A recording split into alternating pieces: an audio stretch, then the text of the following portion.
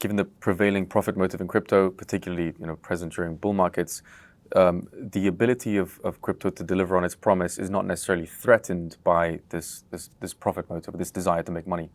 No, I think it's essential, right? If you look at every single kind of great civilization that's ever been built, the economic incentive drove a lot of it. And so I think rather than run from kind of centuries of economics, we should actually lean into it and understand what is the best marketing campaign for crypto? The price goes up. Right? People talk about it.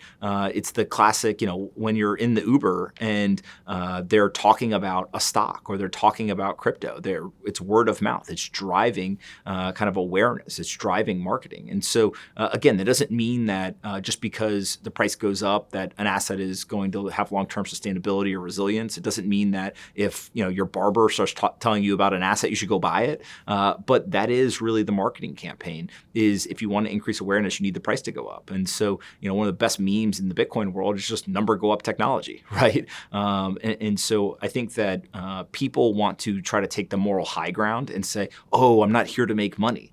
Well, if you're not here to make money, then why is all of your money in this asset? Right. And so I think that rather than try to hide or run away from it, just understand, look, it's actually essential to have the economic incentive, right? The free market demands an economic incentive in order to get the outcome. And so don't be ashamed of that. Actually, what we should do is we should go tell as many people as possible, hey, there is a opportunity for you to do this. Now, do the research, do the work, understand what this stuff is. But really, that economic incentive leads to learning and education.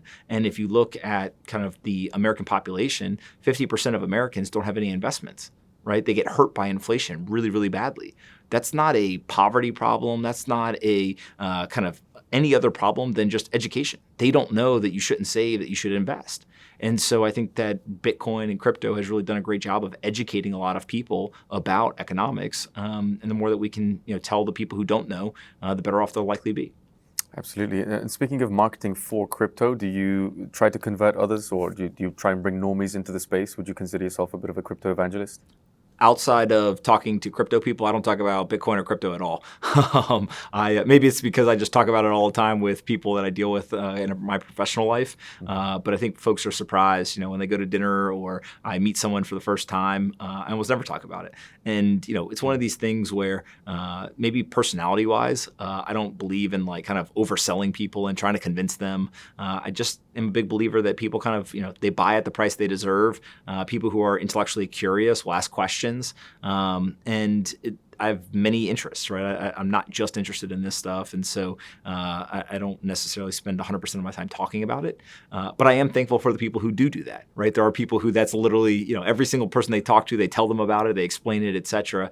Maybe they're just better at doing it than I am. And so happy that those people exist as well. Do you have any funny anecdotes of people trying to convert you without realizing that you're already in the space?